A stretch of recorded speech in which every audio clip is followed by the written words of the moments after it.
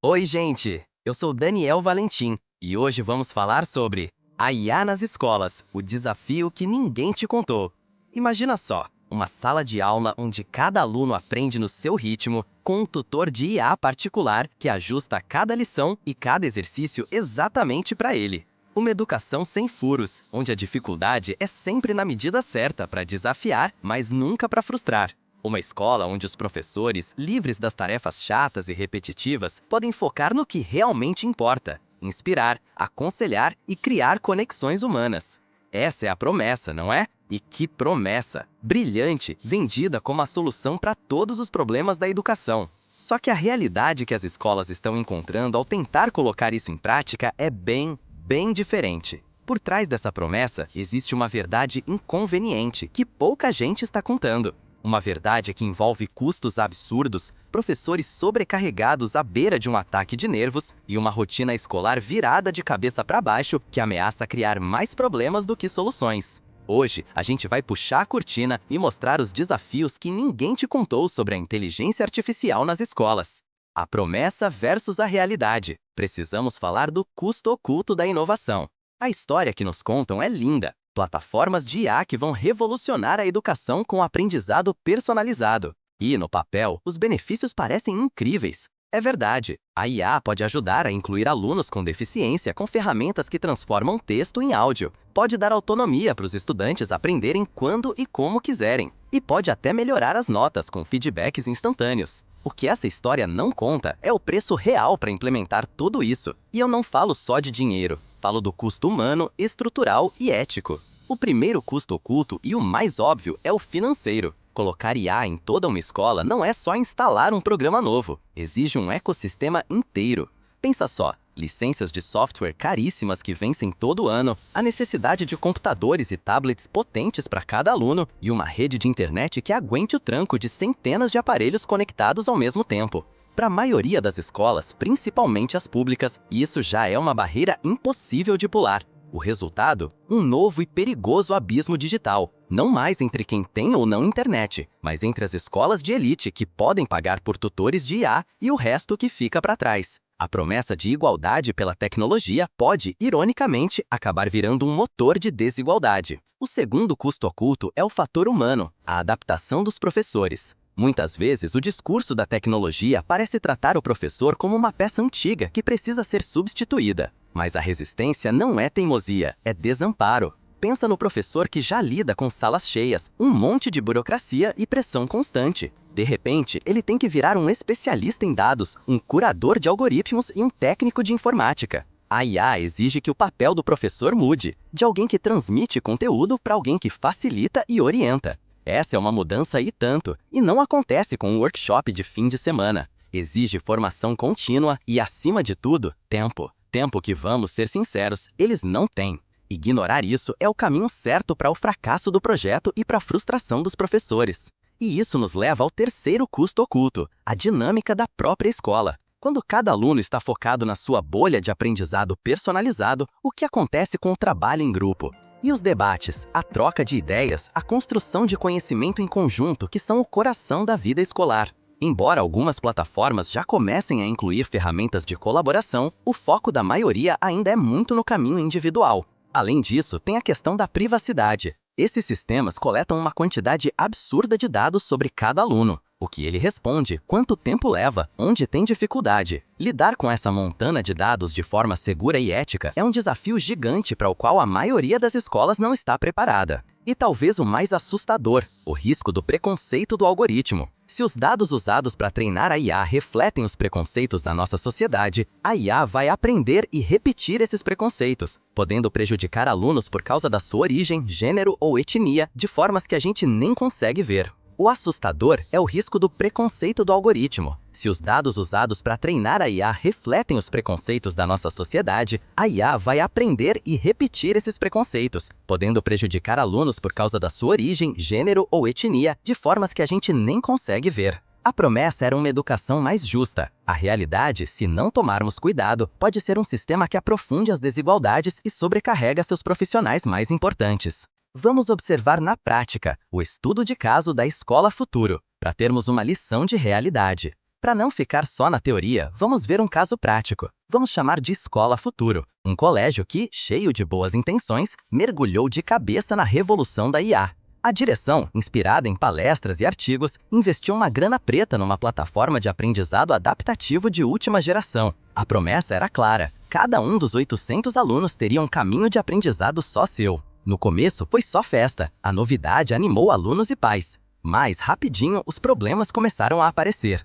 O primeiro baque, a infraestrutura. O Wi-Fi da escola, que era bom o suficiente para uma pesquisa aqui e ali, simplesmente não aguentou 800 alunos conectados ao mesmo tempo numa plataforma pesada. As aulas viviam travando, o que gerava uma frustração enorme. O custo do software foi só a ponta do iceberg. Modernizar toda a rede da escola foi um gasto extra que quase acabou com o projeto. Depois veio o impacto nos professores. Eles tiveram um treinamento de 2 dias sobre a plataforma. Aprenderam a fazer login, passar tarefas e ver os gráficos de progresso. Mas isso não os preparou para a realidade da sala de aula. Os professores ficaram completamente perdidos. Como se dá uma aula com 30 alunos, cada um num ponto diferente da matéria? O painel mostrava que um aluno estava com dificuldade em frações. Mas e aí? A plataforma sugeria mais exercícios, mas o professor sabia que o problema do aluno não era o conceito, e sim ansiedade com matemática, algo que um algoritmo não consegue ver. Eles sentiram que viraram fiscais de computador, em vez de professores, resolvendo problemas de login e garantindo que todos estavam online.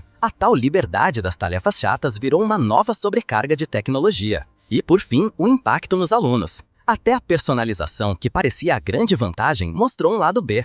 Os alunos mais avançados dispararam na frente, mas se sentiram sozinhos, sem a chance de ajudar um colega. Já os alunos com mais dificuldade recebiam exercícios cada vez mais simples, o que, em vez de ajudar, acabava estigmatizando e abalando a confiança deles. E a escola percebeu outro problema: a desigualdade aumentou. Alunos com internet boa em casa e pais que podiam ajudar avançavam nas tarefas fora da escola. Os que dependiam só da estrutura do colégio começaram a ficar para trás. A ferramenta que deveria nivelar o jogo estava, na verdade, piorando as coisas. A Escola Futuro quase desistiu de tudo, mas, em vez disso, eles deram um passo atrás para repensar. A primeira lição foi a da humildade. Eles perceberam que se deixaram levar pela tecnologia sem antes pensar no problema pedagógico que queriam resolver. A solução não foi jogar a IA fora, mas usá-la de um jeito diferente. Começaram com um projeto piloto, bem menor, em uma única matéria. Criaram um grupo de apoio semanal para os professores, um espaço para dividir as frustrações e descobrir juntos como usar os dados para ajudar e não para ditar o ensino. Eles mudaram a pergunta-chave. Em vez de como fazer o aluno usar a plataforma, a pergunta virou como os dados da plataforma podem nos ajudar a intervir de forma mais humana e eficiente. O caso da Escola Futuro nos ensina algo muito importante. A tecnologia é uma ferramenta, não a estratégia. E o sucesso dela não depende do seu processador, mas da sabedoria com que a gente a encaixa na cultura da escola. Qual é a solução? Qual o caminho a seguir? Vamos mudar a pergunta. Então, se sair implementando IA sem pensar direito é furada, o que a gente faz? Volta para o quadro de giz? De jeito nenhum. A alternativa é mudar a pergunta que estamos fazendo. Por muito tempo, a pergunta foi: como podemos colocar IA nas nossas escolas? Essa pergunta coloca a ferramenta no centro de tudo. Ela parte do princípio que a solução já existe, a IA, e nosso trabalho é só encaixá-la onde der. Mas essa é a pergunta errada. A pergunta certa, a que deveria guiar tudo, é: quais são os nossos maiores desafios na sala de aula e como a IA ou qualquer outra ferramenta pode nos ajudar a resolvê-los? Mudar a pergunta muda tudo. Tira a tecnologia do pedestal e a coloca no seu devido lugar, a serviço da pedagogia, e não o contrário.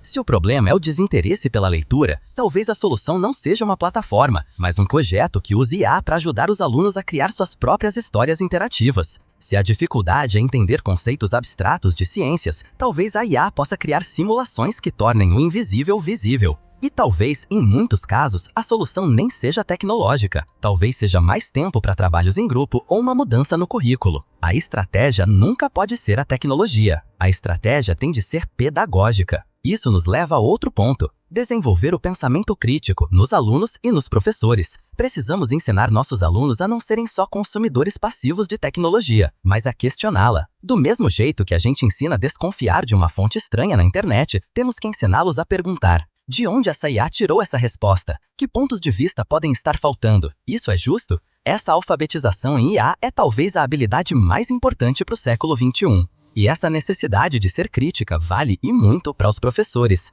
Eles precisam ser treinados não só para usar a ferramenta, mas para avaliá-la, entender seus limites e seus possíveis preconceitos. Um professor bem preparado não vê a IA como um substituto, mas como um assistente de pesquisa superpoderoso, mas que também erra e cujas sugestões precisam ser filtradas pela sua experiência. Ele usa a IA para ganhar tempo, não para abrir mão do seu julgamento. O caminho não é adotar a tecnologia de olhos fechados, mas implementá-la com cuidado e intenção. Começar pequeno, com projetos pilotos, envolver os professores desde o início, criar regras claras sobre o uso de dados e, acima de tudo, manter o foco no objetivo final. Não ter escolas mais tecnológicas, mas formar seres humanos mais pensantes, criativos e empáticos.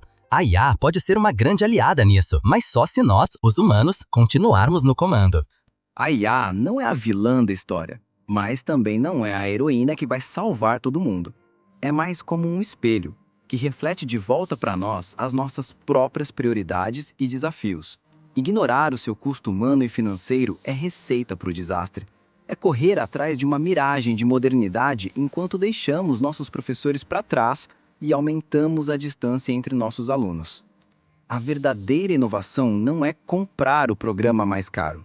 É ter a coragem de fazer as perguntas difíceis. É colocar a pedagogia em primeiro lugar. É dar poder aos nossos professores. E é focar em resolver os problemas reais da educação, com ou sem a ajuda de um algoritmo. A promessa da IA só vai se cumprir quando a gente parar de se apaixonar pela ferramenta e se apaixonar de novo pelo problema. E agora, a bola está com você. Você é professor, pai, mãe ou aluno? Qual é o seu maior medo ou sua maior esperança sobre a IA na sua escola? Deixa aí nos comentários a sua opinião. Vamos começar a conversa que realmente importa.